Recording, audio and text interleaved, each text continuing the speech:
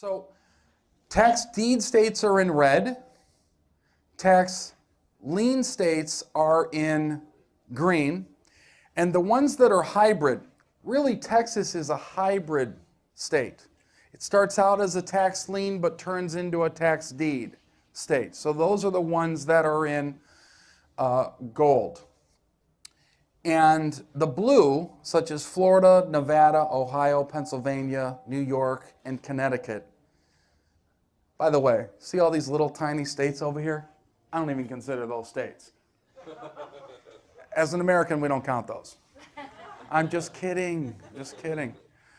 The ones in blue are liens and deeds, depending on what county they're in and what's going on there, okay? So the counties are dictating what's happening there. I would say the most popular states that people invest in for this type of investing is Texas, Arizona, Georgia, Florida, Iowa, Michigan, and typically the reason why they invest in those states is because those states pay a high interest rate. For instance, I think it's Michigan that the interest rate, the first year is like 12%, the second year it's 24%. So it's a very high return on your money, okay? And Michigan is a deed state as well. So you're going to get the deed, that owner comes back, pays those taxes, you're going to get a high return. If it's for 2 years, you're going to get 12% the first year, 24% the second year. Pretty high, okay?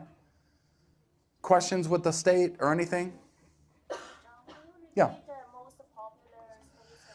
Yeah, I would say the most popular states, based on the high interest rate that they pay, or higher interest rates, or maybe just the state itself and the types of properties, are Arizona, Texas, Georgia, Florida, Iowa, and Michigan. Iowa and Michigan. And for those of you that don't know, I live right here, just so that you know where I live. Can you see my house? Oh, yeah. Okay, good, good. Right there, right at the bottom of that lake. That's where I live. And I also live right here, right at the bottom of that thing. Okay. Any questions with the state? Now would be the time to ask. None? How many people are considering this? I think it's a good way to diversify some of your money, kind of have it on automatic pilot, okay? No questions, we're all good?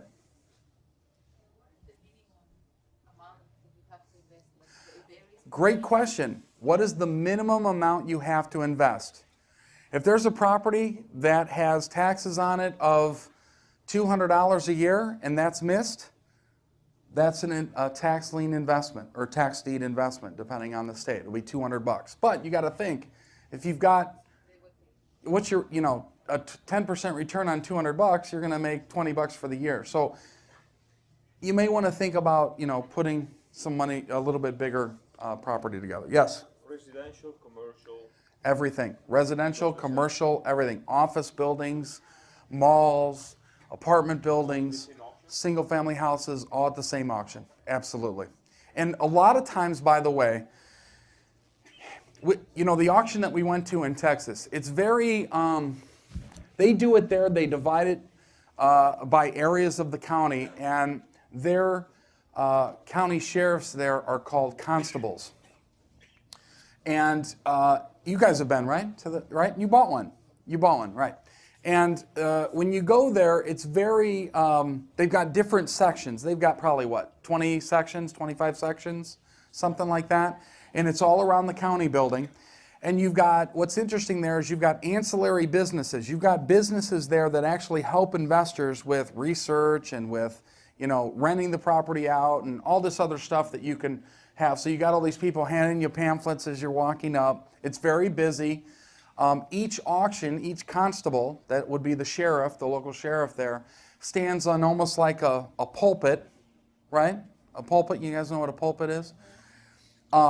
And there's probably, depending on how busy it is, there might be 10 people, there might be 50 people standing around, and they're reading out the legal description of the property. By law, they have to do that. And the address, and then they open the bid at X, whatever that X is. And you'll have people holding up their bidding signs on what they're looking to bid on that property or on that tax lien. You guys bought a condo, right? A townhouse, and you bought it for $19,000, as I remember. Is that right? Man, I'm good. $19,000. It's worth $75,000. So in Texas, it's a deed. So they're in the redemption period right now, correct? We got it already. Oh, you did get it. So they own it. It's at $19,000. Did you have an appraisal on it? No, we just looked at the Comps? pillow and Okay, so bought it at 19. It's worth about $75,000. So here's a live example of that working. How long was your redemption period? 6 months? Because it was non-homestead. no, but that was a resale, so the county, Harris County owned it. So Over the counter sale. yeah, when we Okay. got that deed letter, we owned it. Okay, so they bought theirs over the counter there. Have you been to it? But it was an auction. But it was an auction. There, they have an auction. Okay. They put the resales in with the actual auctions. Okay, so in Harris County, they put the over-the-counters, the resales, back in with the auction, so they keep churning them. Okay, wonderful. Have you been there? Yeah, it was less a week. Yeah, Basically, you gotta be there, or you gotta hire somebody. to go, that's right, that's the other thing we're going to talk about in a minute, having someone go there to the auction for you. You're going to have people bid on your properties for you. We're going to talk about that in a moment, or maybe when we get back from lunch. No, have you been to your townhouse? Not inside. Just outside. Not inside, just outside. You have a tenant there? Okay. We're evicting them. Okay, so Clarence has a tenant there, but you're evicting him. Okay, all right, very good. What would they pay in rent there if they were paying? 700. $700. Paid 2 months. And you got paid 2 months and then they stopped paying. Okay. How's the area there where you bought the townhouse? C plus. No, it's probably a B minus. B minus? Okay. So B minus area. How much yeah, she's trying to sell the property, right? How much Yeah, you understand. how much research did you do on that particular townhouse? In other words, you went to the auction. Did you realize what you were bidding on, or was this a blind stab in the dark that it would be good? So we drove around all the properties we wanted. You drove around for 2 days, and you spent time in Harris County for 2 days, which, by the way, is where Houston is, very big city. So you drove around for 2 days, you saw this town home, and you said, hey, that's pretty nice. On the list, it said the tax delinquent amount, correct? And how much was that? Or the 19,000. It was $19,000, okay. Oh, I'm sorry, 5,000. It was $5,000. Okay, that's what I wanted to get to. So at the auction, people were bidding that $5,000 up, and then it got to 19 and no more bidders but you. Well, actually, there was who won 24,000. Hold on 1 second. 24,000. Hold on 1 second. It's not long enough? What do you mean? Over here. It is long enough. We make it long enough. Right? All right, can you maybe scoot your chair a little bit, Clarence? Okay. I want people to understand this. They just bought one.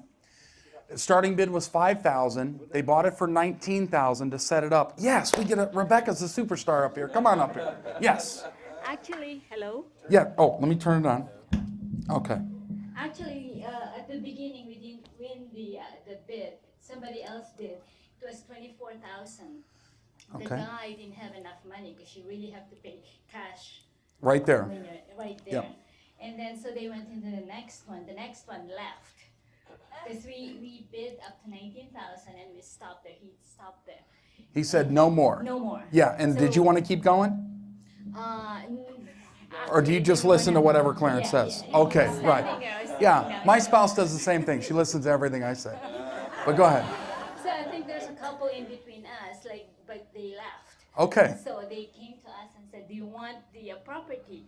And I kind of him and haw. Like, You, him, and hawed, what did he do? I want to know what Clarence Well, did. he asked me. Oh, And I really? said, go ahead, yeah, go ahead. Okay. So we got it for Okay. 19,000. Okay, so give them a hand. That's really cool. But see, I just want to point out the reason that, when we talk about wholesalers, when we talk about fishing upstream or doing something a little different, if you're going to buy, see, this is a property they bought for $19,000. It rents out for $700 a month.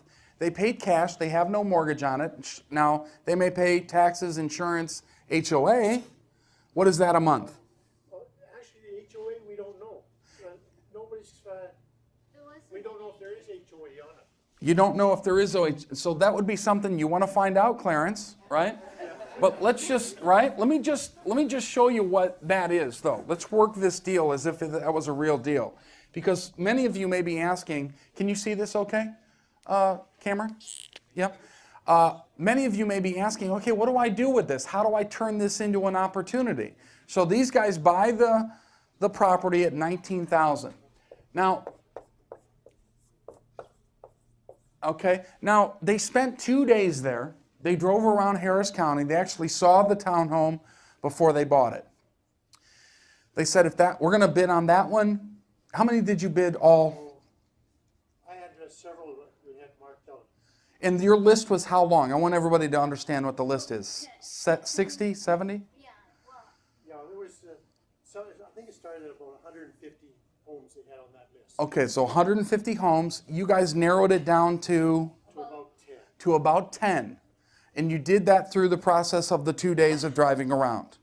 Okay. and then in the morning of the auction, they Yes, cancel it yes, because people are paying. Yep, the morning of the auction, they take a good percentage of those off because people at the last moment come in and pay their tax bill. So they may have invested a lot of time and energy for 2 days and only to have their target property crossed off. So they go to the tax auction, it's in the morning, and by the way, it's an all-day kind of thing, and and it's exhausting. You stand there all day. You stand there all day, right? And so you go to the auction, and your townhouse comes up for bid, and it starts at $5,000. So what you have going on there is you've got multiple people bidding on that, $6,000, $6,500, $7,000, $9,000, $9,500, until it gets to the winning bid of $24,000 that somebody else got. And that's because it's over the counter. It came right back in Harris County. They put it right back in the auction pool. Okay. Okay, that's what they do there. So Clarence and Rebecca think, their heads are dropped. They think we didn't win anything. We're going back, and all of a sudden they say, wait. And Clarence's eyes gleam over, and he gets a spark in him, and he's like, what? And it's the constable standing on the chair, right? And he's like, Clarence, do you want that townhouse still? And Clarence looks at Rebecca, and Rebecca looks back at Clarence. I think I'd like to have it, Rebecca says. Clarence says, I'd like to have it as well. And they turn to the constable and says, yes, we'll take that property. And it was probably at your last bid of $19,000. Is that correct? Yeah. Okay. So they got the thing at $19,000. Little nervous, little, trepidation coming through there. Can you believe I'm using words like trepidation? Anyway, we'll talk about that later. So they buy it at $19,000. Did it have a tenant in it when you bought it? Yes. Okay. And they were paying $700 in rent.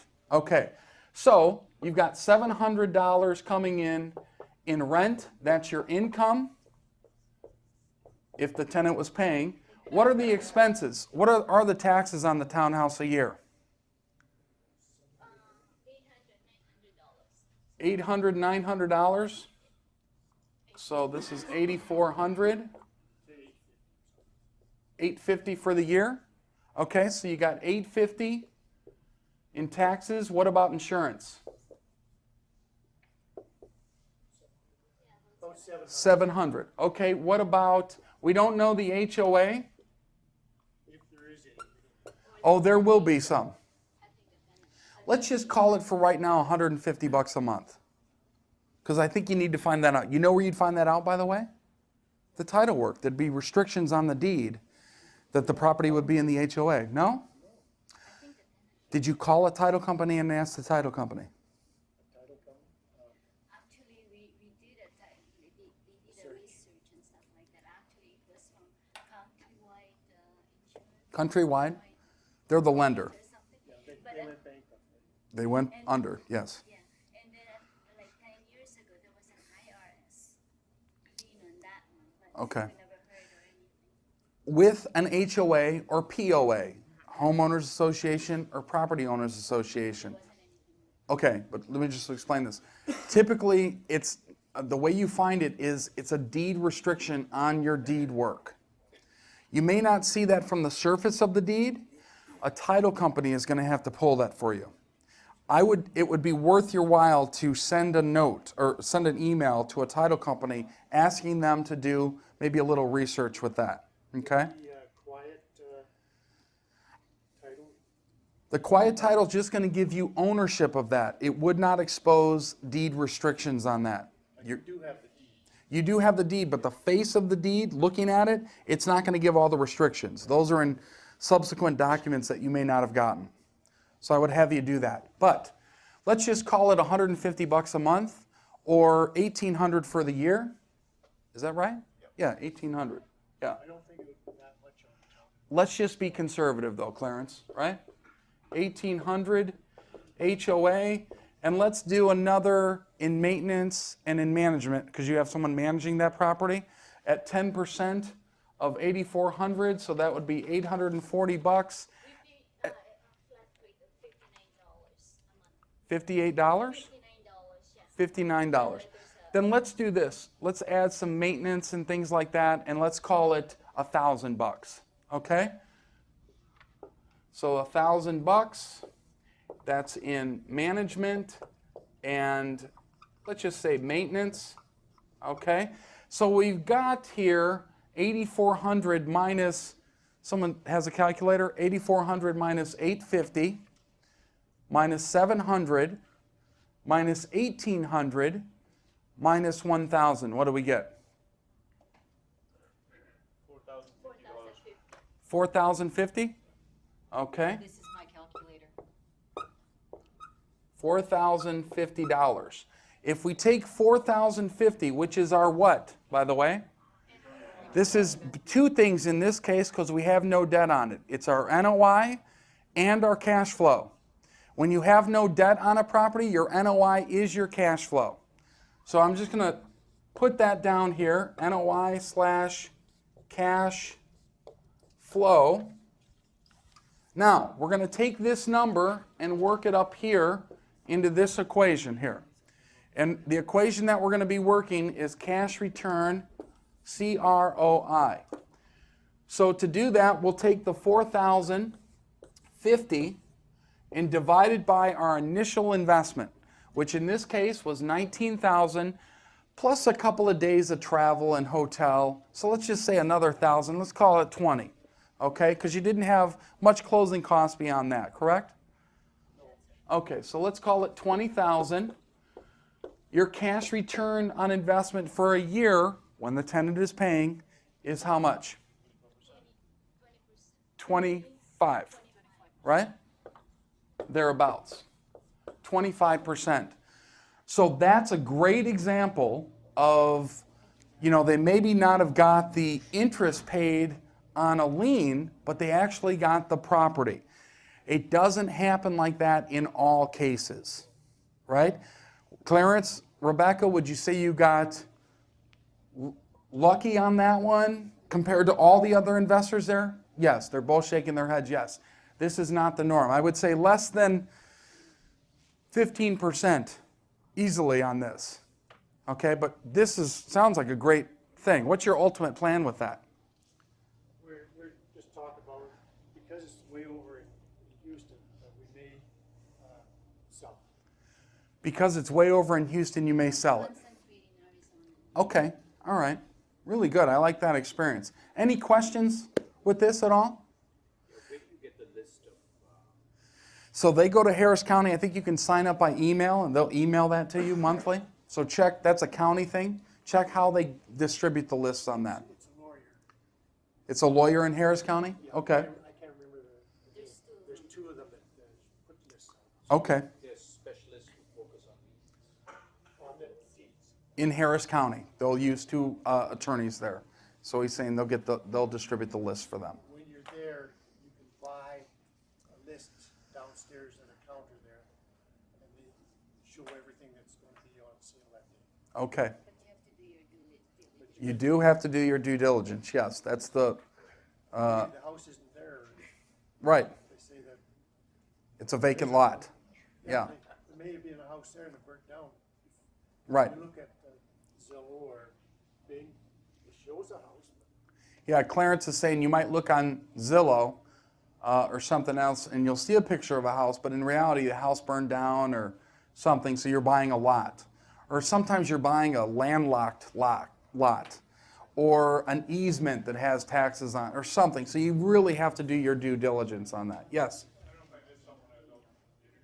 You missed something when you were where? No, I'm not sure if I missed anything, but when we first started talking about this, what you're talking about making the bid based on the percentage of interest you accept, Yes. and then this bid was based on the price. But Texas is a tax deed state.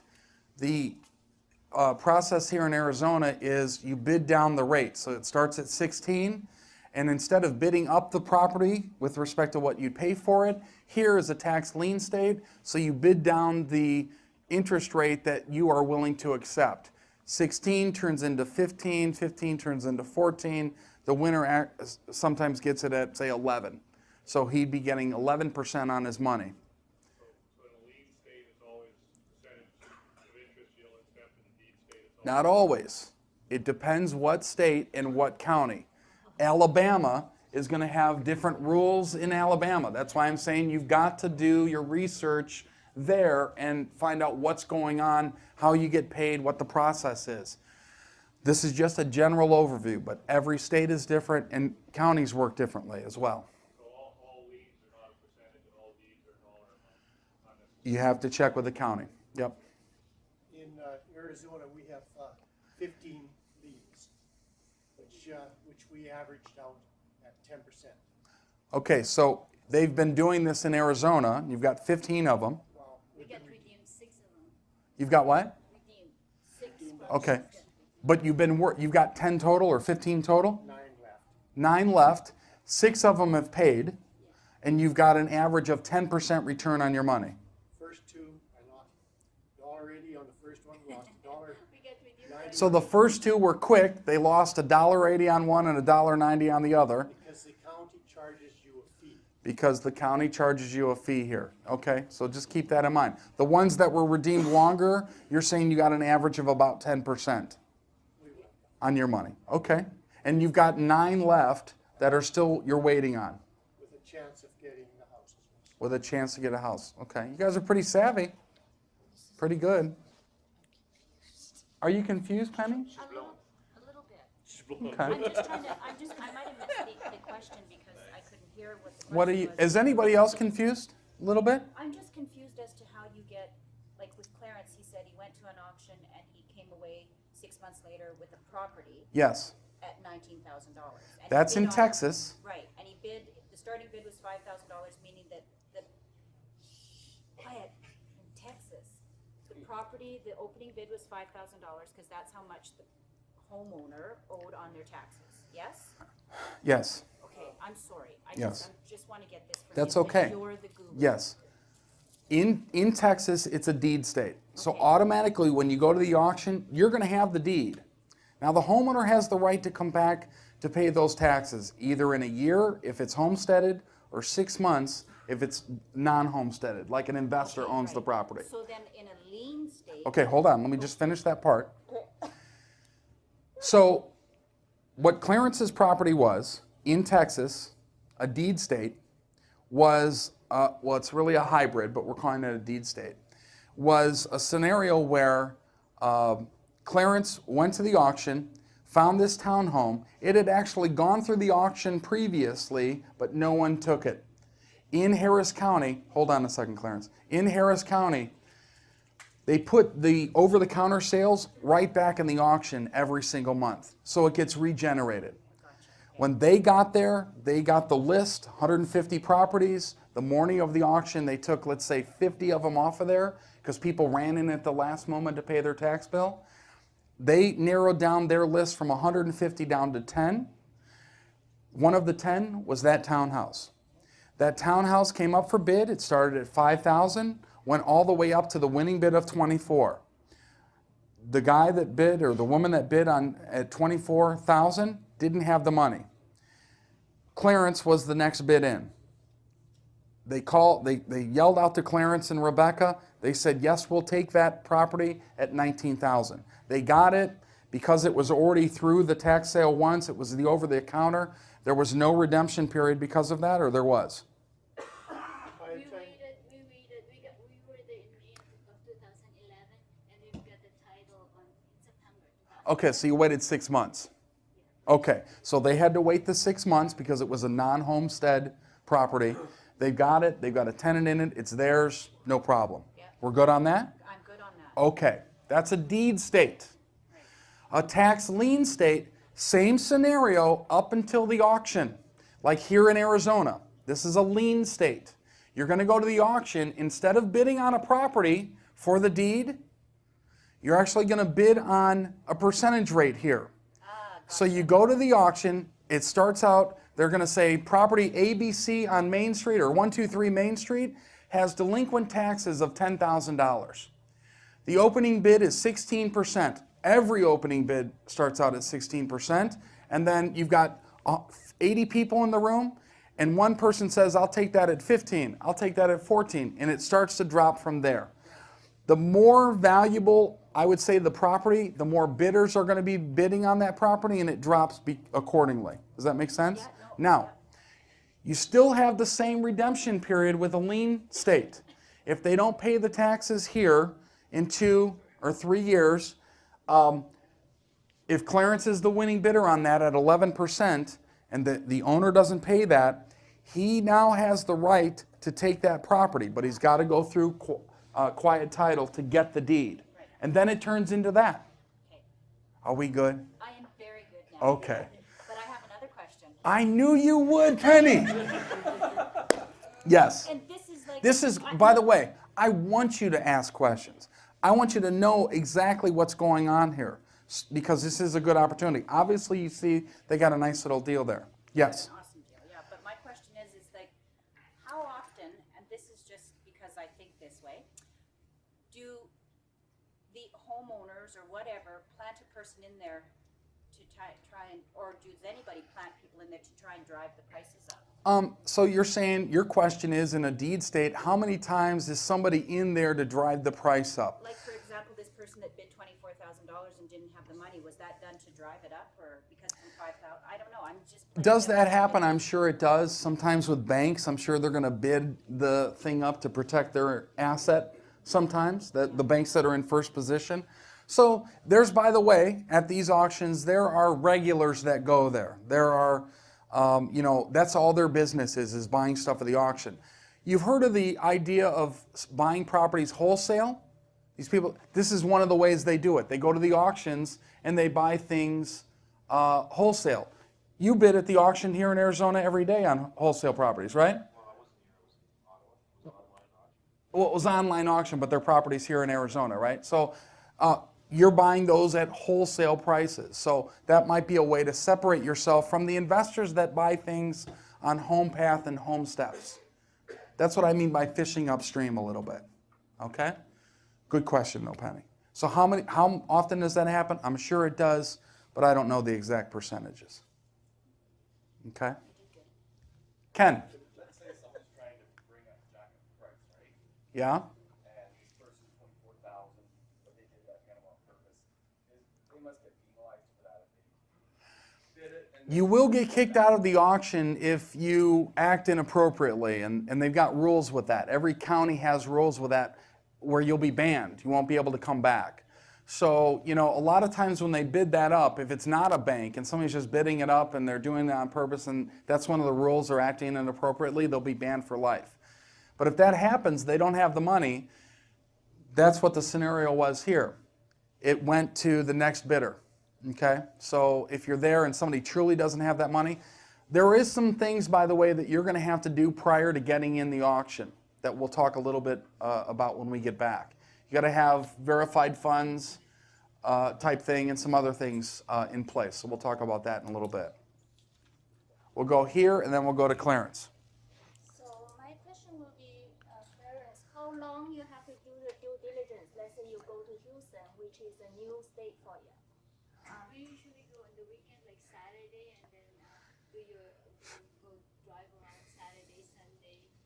But to me, only drive around for 2 days would not be enough for me. For 150 properties, you need to, know the neighborhood and So this then kind go of for thing. 4 days. We didn't do the whole 150. We cut 10 or 12. See, what Susan is saying is she couldn't go there for just 2 days and look at 100 properties. I understand what she's saying.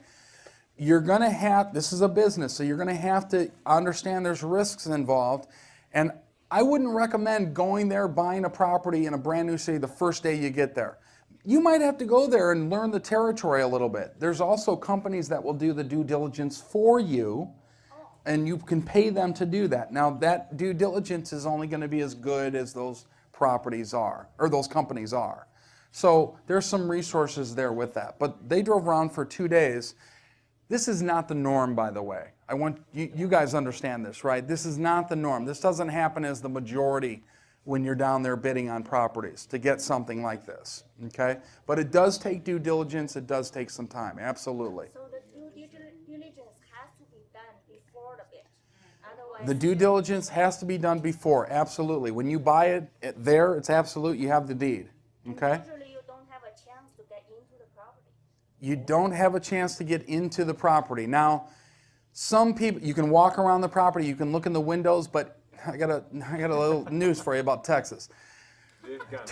Texas is very pro-gun, and they're not shot. So is Arizona, by the way. But Texas is very pro-gun. You look in somebody's window in Texas, you've got a good chance of getting hurt. Okay? So, yes, there is some opportunity to do some due diligence, but it's not that much. What I would suggest, what's that? You what? You let Ken handle that? Ken will do that, not me. Yeah, Ken would do, she's going to send you looking in the windows. Can you see Ken? Yeah, oh yeah, that's going to work out for you. Hi, I'm Ken the Exterminator.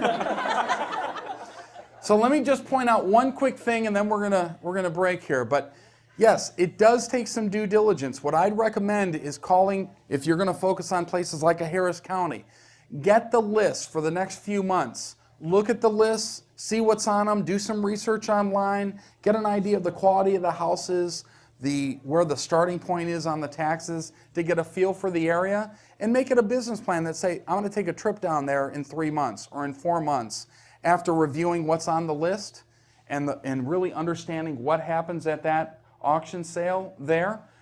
And then I'll go down there, do my research, go visit the auction.